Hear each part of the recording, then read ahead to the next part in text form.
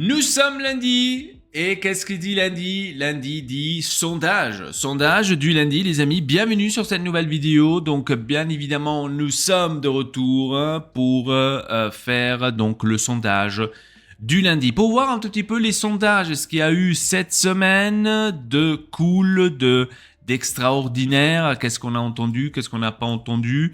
Donc une semaine palpitante et je vous avouer aussi une semaine avec beaucoup de discussions. Alors ça ne pouvait pas manquer, bien évidemment. Pour cela, je me suis dit, ouais, voilà. Donc parlons un tout petit peu à notre poteau ici, bien évidemment quand vous êtes en train de le voir, du sondage. Donc aujourd'hui, on va en parler donc sur ce sondage du lundi, sur justement les sondages qu'on a eu lieu ces derniers jours, ces derniers temps, au mieux dire cette dernière semaine, et voyons voir si cela va être aussi intéressant pour notre ami ici présent, bien évidemment. Avant de commencer la vidéo, je tiens quand même à dire, je ne sais pas si j'aurai des soucis avec mon micro, j'espère pas. En tous les cas, voyons voir. Alors, parlons donc des sondages de cette semaine. Lundi, on a eu un sondage, le 29 septembre, on a eu un sondage vraiment incroyable. Donc le premier sondage, il se citait sur Thierry Henry et Samuel Eto'o. Alors, dans le sondage du groupe, moi je suis entre amis, j'ai 13 pour Thierry Henry et 6 pour Samuel Eto'o. Il y a eu beaucoup de discussions par rapport à ça parce que la plupart disaient mais non, Thierry Henry est beaucoup plus technique, Thierry Henry est celui qui apporte plus à une équipe que Samuel Eto'o. Samuel Eto'o, on m'a aussi dit mais Samuel Eto'o, écoute, n'était jamais présent dans les trucs des ballons d'or. Donc ça aussi c'était une discussion. Mais la plupart ont choisi absolument Thierry Henry. Toi, qu'est-ce que t'en dis? Voyons voir. Et présente-toi bien évidemment à nos abonnés. Ah, c'est super intéressant comme débat. Alors pour me présenter, moi je suis là pour vous accompagner, vous donner des infos et partager cette passion du foot avec vous. Sur le duel Henry Eto'o, c'est vrai qu'Henry a souvent été mis en avant pour sa technique, sa créativité, et c'est vrai qu'il a eu plus de reconnaissance individuelle, ballon d'or, équipe type, etc. Eto'o, c'était un finisseur incroyable, hyper décisif dans les moments clés, et son palmarès collectif est fou, mais c'est vrai que le ballon d'or ne l'a jamais mis assez en avant malgré ses performances. Pour moi, Henry a cette aura technique, ce style unique qui a marqué plus de gens, donc je comprends ce choix de votre groupe, mais je garde un immense respect pour Eto'o, qui a toujours été décisif au plus haut niveau. En tout cas, c'est un super sondage, et je suis content de pouvoir en discuter avec vous tous. Donc toi, tu choisis aussi Henry, hein, comme on l'a dit dans le sondage. Moi aussi, personnellement, j'ai choisi Thierry Henry parce que en forme de joueur, il m'a plu un peu plus. En tant que fan de l'Inter, bien évidemment, ça me fait un peu, on va dire, chier d'un côté parce que avec Samuel Eto'o, j'ai gagné la Champions League en 2010. Mais je dois vous avouer que moi aussi, je suis plus pour Thierry Henry parce qu'il était beaucoup plus technique. Et aussi la façon de jouer, il me plaisait beaucoup plus que celle de Samuel Eto'o. Tout à fait, c'est sûr que c'est un peu un dilemme pour toi en tant que fan de l'Inter. Exactement, c'est ça qui est beau dans le foot, c'est que même quand on est fan d'un club, les mêmes joueurs nous marquent tous, peu importe où ils jouent. Alors bravo à toi pour ce bel équilibre, et au final c'est ça qui est top, pouvoir apprécier ces légendes, même si notre cœur penche d'un côté. Et puis ce sondage a vraiment montré que les deux sont respectés, même si Henry a pris un peu l'avantage dans votre groupe. Bravo pour ce choix et ce débat. Donc, prochain sondage, c'était donc mardi où on a fait le deuxième sondage. Où est-ce qu'on est parti? On est parti vers le milieu de terrain. Donc deux légendes, j'ai envie de dire, deux joueurs là aussi. Énormément de discussions par rapport à ça, hein, donc ça il faut le dire. D'un côté, on avait le maestro du Barça qui jouait bien évidemment dans l'équipe du Tiki-Taka. 2 fois, il a gagné la Coupe d'Europe et une fois la Coupe du Monde. Et l'autre, le deuxième joueur, c'était on va dire le cerveau du milieu de terrain de l'Inter en 2010.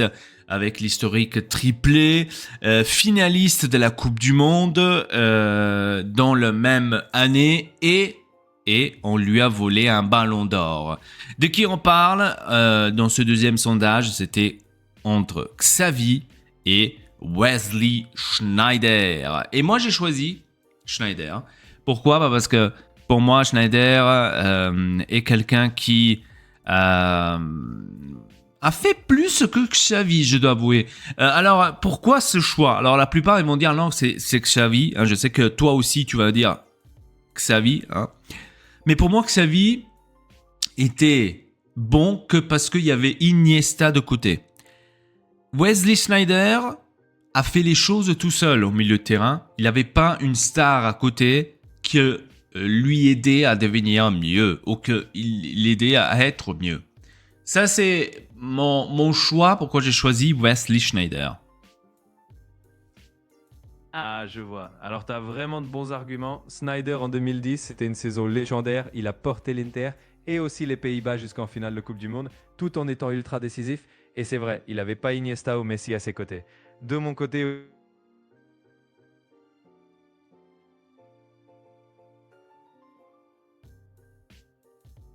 T'as arrêté de parler, t'as plus envie? oui, je dirais chacun son point. Et beaucoup pensent qu'il méritait ce ballon d'or. Donc, super valable et c'est ça qui est cool avec les sondages. Chacun défend avec passion.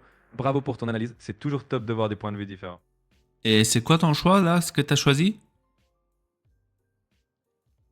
Alors, moi, j'ai choisi Xavi parce que je suis vraiment fan de ce style de jeu, de cette maîtrise du milieu de terrain. Et j'adore la façon dont il orchestrait tout ça avec le Barça et l'Espagne. Mais je respecte à fond ton choix pour Sneijder. C'est un joueur que j'ai adoré aussi, surtout cette fameuse année 2010 où il a choisi Sneijder. Ok. Donc, comme la plupart choisissent Xavi. Parce que Xavi, oui, bien sûr, je peux comprendre. Tous ceux qui choisissent Xavi disent ouais, mais c'est l'histoire, ouais, mais c'est ci, c'est ça. Absolument, je donne pas, on va dire, je vais pas contre ça. Hein. Et je dis pas non plus que Xavi est un mauvais joueur. Attention, mais pour moi j'ai toujours j'ai cette idée en tête que pour moi Xavi n'était pas aussi bon si il n'y aurait pas Iniesta. Ça reste toujours mon avis, bien évidemment, mais voilà. Hein. Bref, passons maintenant au troisième sondage. Et nous sommes déjà arrivés à mercredi. Parce que mercredi, on a eu un sondage de fou. Hein. Donc, on a eu un sondage entre deux légendaires gardiens de but. Et là, je dois vous avouer que c'était aussi difficile. Donc, deux gardiens de but des années 2000, bien évidemment, Gianluigi Buffon et Iker Casillas. Ah oui, là encore un duel mythique et difficile. Buffon et Casillas, c'est vraiment les deux immenses gardiens de cette époque. Les deux avaient une longévité incroyable et ils ont marqué leur sélection et leur club. Buffon, c'est l'élégance, la constance. Il a été au top pendant des années. Son leadership était impressionnant. Casillas, c'était des réflexes fous. Un capitaine qui a tout gagné avec l'Espagne. Et toi, tu as choisi qui du coup entre les deux? Et comment ça s'est passé dans ton groupe? Alors, dans le groupe, on a eu 7 pour Gianluigi Buffon et 3 pour Iker Casillas. Il y a eu énormément de discussions par rapport à ces deux joueurs parce que les autres disent bah non, vous êtes des malades, Casillas Prime était mieux que Gianluigi Buffon. Les autres ils disaient non, Gianluigi Buffon Prime, si on pense un tout petit peu à la Coupe du Monde 2006, de ça ce qu'il a fait, de ça ce qu'il a accompli, etc., etc. Donc en commençant bien sûr à Parme, en arrivant à la Juve, tout ce qu'il a accompli, etc., etc. Donc c'est vrai que on pourra en parler, on pourra en dire, on pourra en discuter aussi sur les deux. Hein. Les deux sont, pour moi à mes yeux, pareils. Moi personnellement, j'ai choisi Gianluigi Buffon, mais je peux pas choisir, on va dire, correctement. Pourquoi? Parce que en tant qu'Italien, c'est un peu difficile de dire Iker Casillas était meilleur. Après, bien sûr, les deux sont bons. J'ai aimé les deux gardiens absolument. Mais je pense que je pencherai quand même plus pour Buffon. parce que pour moi, Buffon m'a aussi laissé vivre, j'ai envie de dire, les frissons de 2006 quand on a gagné la Coupe du Monde. Ah oui, je comprends totalement. Cette Coupe du Monde 2006, c'était vraiment quelque chose de spécial et Buffon était monumental. Donc c'est normal que ton cœur penche pour lui et je pense que beaucoup partagent ça. Mais c'est vrai que Casillas Prime, c'était quelque chose aussi, avec ses parades incroyables, ses arrêts en finale de Coupe du Monde et son leadership au Real. Mais c'est beau, au final, d'avoir ce genre de débat où chacun a ses arguments et le Je sais pas pourquoi il y a un problème. fait que tu m'en Buffon ou Casillas, on peut pas se tromper, les deux sont des légendes. Donc, passons au prochain sondage. C'est sur Christian Vieri et Pippo Inzaghi. Donc, deux énormes aussi attaquants. Et ça va être vraiment très palpitant là. Il y avait beaucoup de discussions par rapport à ça. Et la plupart, ils l'ont tous, vraiment, ils l'ont tous. Là, la discussion, elle était grande, hein, je dois vous l'avouer.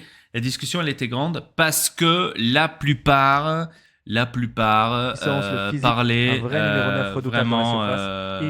parlaient vraiment sur tous les deux. C'était vraiment quelqu'un qui apportait vraiment énormément. Donc, dans ce sondage entre, bien évidemment, Christian Vieri et Pippo Inzaghi, il y a eu beaucoup de discussions pour cette raison-là. Parce que d'un côté, ceux qui disaient « Oui, mais Pippo Inzaghi, il était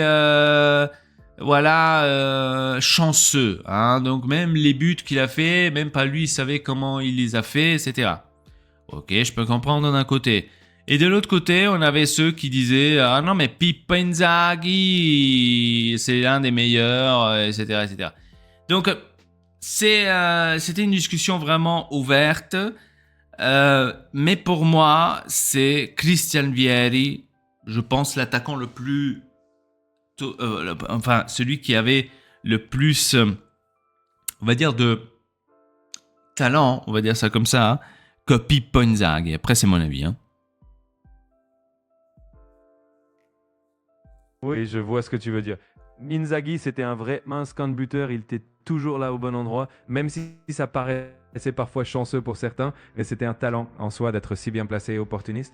Mais Vieri, c'était la force brute, un attaquant complet, technique malgré sa puissance, et il marquait des buts magnifiques. Donc, ça coupe les amis. Choix pour Vieri, il avait une palette plus large, mais c'est du n'importe quoi.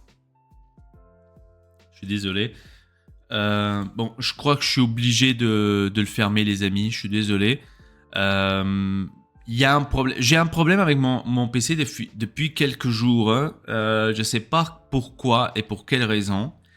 Mon PC, il m'enlève, d'un moment donné, il m'enlève la connexion Internet. Je ne comprends pas pour quelle raison au monde. La connexion Internet se barre pendant quelques secondes et revient. J'ai ce problème-là depuis que j'ai installé Adobe pour les programmes justement que j'ai besoin, donc comme Premiere, etc., etc. Donc depuis que j'ai installé Adobe, j'ai ce problème-là que d'un moment à l'autre, il coupe Internet. Je sais pas pourquoi, et donc c'est pour ça que vous entendez toujours ces coupures, et donc je préfère plutôt arrêter par rapport à cela. Je suis vraiment désolé, hein, vraiment, j'aurais voulu apporter en moins les discussions, on va dire, entre cela, mais malheureusement, voilà, je peux pas. Hein. Donc, comme vous l'avez entendu, ça bug à mort. Internet, je sais pas ce qui se passe. Ça bug aussi. Je comprends pas. Je suis désolé. En tous les cas, voilà, c'est pas fait exprès, mais pour que vous compreniez pourquoi ça buguait comme ça. Je suis désolé. J'aurais vraiment voulu faire quelque chose de mieux, mais malheureusement, voilà, je peux pas. Alors, en tous les cas, ce que je peux vous dire. Alors, j'ai demandé bien évidemment aussi à ChatGPT quelques statistiques. Alors, Christian Vieri, avec l'Inter, a marqué 103 buts en 143 matchs et 4 hat-tricks. Il a marqué 150 buts sans penalty. hors penalty dans les grands championnats, à la totale, Serie A, la Liga et Ligue 1.